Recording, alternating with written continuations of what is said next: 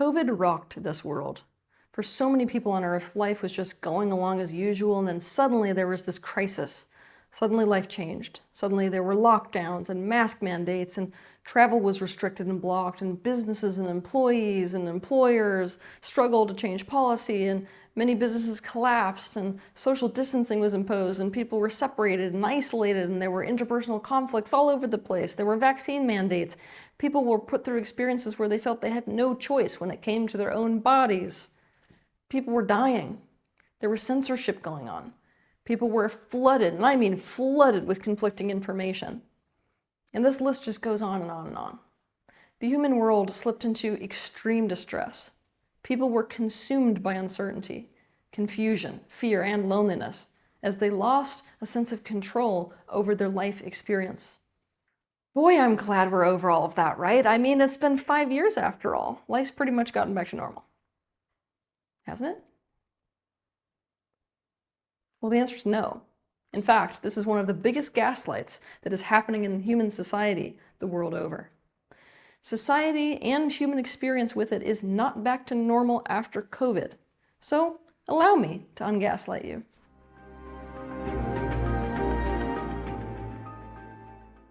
We're going to do this point by point. 1.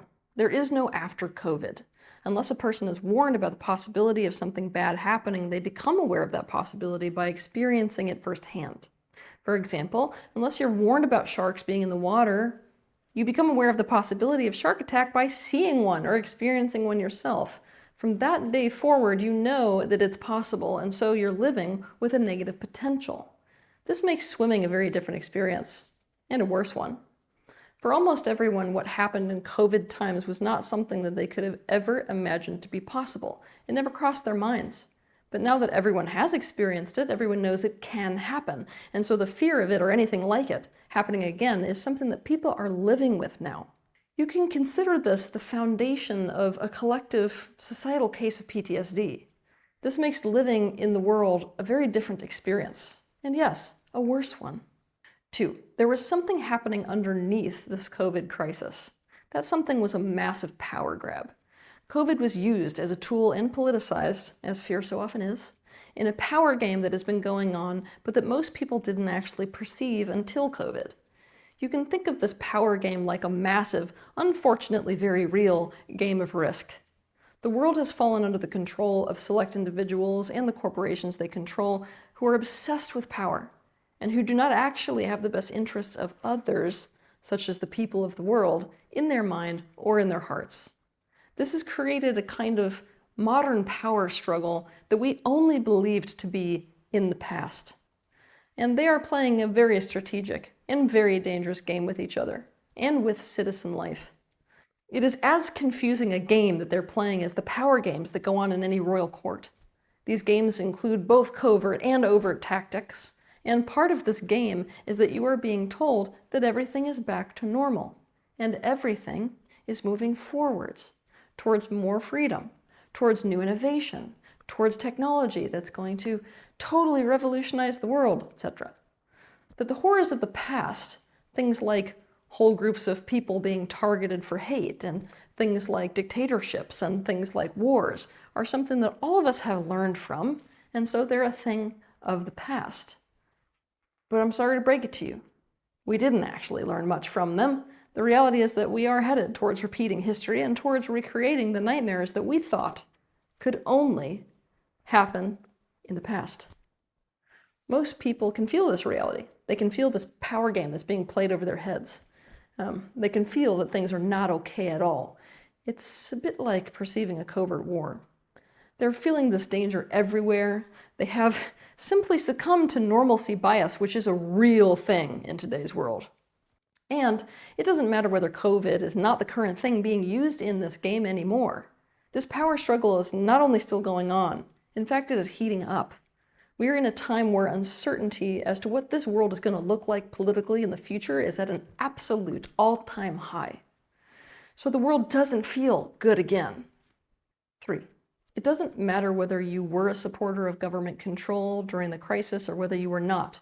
Either way, it is undeniable that during the COVID crisis, much of the world got its very first taste of what government control can look and feel like. What people found out very fast is that the government, along with any other authorities, can simply decide something which you're at the mercy of, regardless of whether you think it's in your best interests or not. So many people felt what it feels like for an authority, such as a government, to play a zero-sum game against them. This made people feel like control and freedom and having a say is in fact an illusion. Even the people who think their government should have been stricter so as to keep people safe felt negatively at the mercy of their government. And so what's happened is a big divide between the people and authority figures, especially a divide between the people and their governments. This divide cannot be overstated. During COVID times, the collective lost trust for authorities and lost trust in the government. The tension and distress of living under a government that you don't trust and feel can be against your best interests, instead of for your best interests, causes serious distress for a person to live with. 4. COVID caused people to slip into perceived powerlessness, a state where people feel they don't have any control over their life experience, most especially bad things happening to them. And this has caused both fear and a kind of apathy in many people. Many people feel like there isn't really a point to putting a lot of effort into trying to attain what they want or to build things up in their life if it can all just go away in a moment without a fight. This perceived powerlessness has happened for many reasons. One of these reasons is that people were blindsided by the whole thing. Another reason is that many people felt like they had absolutely no control over a microscopic organism harming or killing them. Another reason is that many of the control measures that the governments took and forced businesses and individuals to take as well has these many painful consequences that came from that. It's a very painful state of being, to live like you have no control over the life you are living. 5. People lost their trust. So many people in the world now have no trust for anything. I've already explained how COVID caused the loss of trust for the government, but that isn't the only thing that they lost trust in. COVID caused people to lose their trust in the media, in doctors, in businesses, in schools, in friends, in family, in neighbors, in their own bodies, and in the universe, and or what people call God, right? The COVID crisis was a crisis of feeling like you could not rely on anything to act in your best interests. And that trust never came back. The result is that humanity right now is in a very deep state of distrust. 6. Because of all of these points I've mentioned previously, COVID caused humanity to slip into more extreme protector personalities. We all have these aspects of ourselves. You could call them sides to your personality or parts of your personality that are in charge of keeping us safe.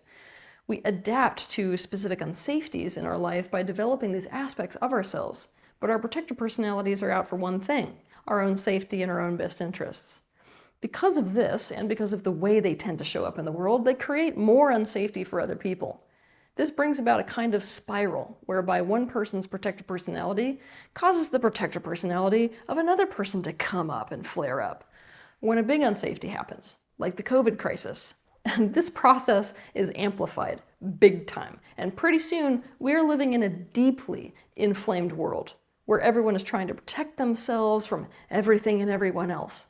Since COVID, people are really, and I mean really, stuck in their protector personas. And the world has become a much harsher, colder, more painful, and more narcissistic place to be because of it. 7. COVID caused people to slip deep into uncertainty. Uncertainty is a really painful thing for the human psyche. Not just the psyche, the whole human system. The crisis itself came with so much uncertainty. Not knowing what was right or wrong to do, not knowing if you had the correct information, not knowing how long lockdowns are going to last, not knowing if people would be okay or not, or live or die, not knowing how things would turn out, not knowing if you would see people that you were separated from ever again, not knowing if you had job security, not knowing if there would ever be an end to the crisis, not knowing if life would ever return to normal or would never return to normal again. The COVID crisis made tomorrow totally uncertain. This has made it so that people feel no control over the future and as if they cannot plan for the future. And now that humanity has had an experience like this, what it's taught humanity is that they can always be blindsided by something bad. This makes the future feel very uncertain for everyone who's living today, and in a really bad way. People are deep in the angst of this uncertainty. Very few people feel certain that the future will be good.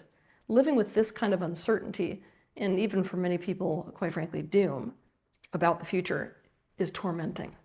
People in today's world are coping with this psychological/emotional pain in lots of detrimental ways as well. 8, major effects to the economy. Now, this is something that's not often talked about. People don't realize just how much of a bomb COVID was to the economy. It's been largely devastating to global economics. There has been recession, unemployment, and inflation. Some people's financial lives, especially if they worked in an industry that was directly affected by COVID measures, were completely destroyed. Economic recovery, much less economic growth, is in fact proving very difficult to attain. 9, COVID really warped people's sense of time. During the crisis itself, people experienced it like people often experience a trauma, as one big blur. This was compounded by the fact that many of the things that cause a person to be able to track and relate to time, things like routines or changes, or clocking into and out of a job, or celebrating holidays, were suddenly just gone. This was compounded by how surreal everything felt to people, as life as they knew it suddenly changed. A surrealness that, quite frankly, is not totally gone. COVID disoriented people. It messed with every different way that a human being relates to time. And warping of time means trouble with memory as well. And people are still experiencing this. 10, COVID did not bring people closer. It ruptured human connection and relationships. Human beings are a relationally dependent species. Humans have dependency needs. If you want to learn more about this, you can watch my video that's titled Dependency Needs, the thing that no one will accept that they have. The COVID crisis absolutely wreaked havoc to people because of this. From all the interpersonal conflict it caused, to loss of relationships altogether, to social separation, to quarantine, to social distancing, to fearing proximity with one another. It made people deeply lonely. It made people feel detached and disconnected. It made people fear each other. It decreased social support. It affected the way that people enter into relationships with each other. It has negatively affected the way that children have developed socially. It has normalized people to interacting via technology rather than in person. COVID was socially traumatizing. There's no way around that. It made relationships worse, and it made people worse at relationships. And people now have to integrate and heal from all of that trauma. We need to find a way to essentially come back together. And because of all of this trauma, people are in a far worse state of mental health. Right now, it's still the case. You see increased rates of anxiety, depression, stress, PTSD, suicidality, and other forms of emotional distress in the world today. COVID also worsened equality by decreasing the many divides that existed in terms of gender, in terms of labor market, healthcare access, economics, and race. This also decreases people's sense of being mentally and emotionally okay in the world. 11. In this same vein, COVID contributed to a big pushback on globalization. In essence, it created a conscious and very unconscious swing towards nationalism. It has caused countries, both governments and citizens, to go in the direction of erecting barriers and separations between themselves and others. Things like multilateralism, exchange of trade goods, travel, exchange of ideas between people, and immigration are under a progressive crackdown. And this is changing the human experience on Earth in many really negative ways. As with anything, in a world of contrast where positives come from negatives and negatives come from positives, there are positives that have generated from the COVID crisis. This could be its own separate discussion. And some individuals experienced positive changes in their life as well during COVID. But if you're feeling like things went south in 2020 and haven't gotten back to normal, stop wondering if you're crazy. You aren't crazy. You're just living in today's major gaslight. Good week.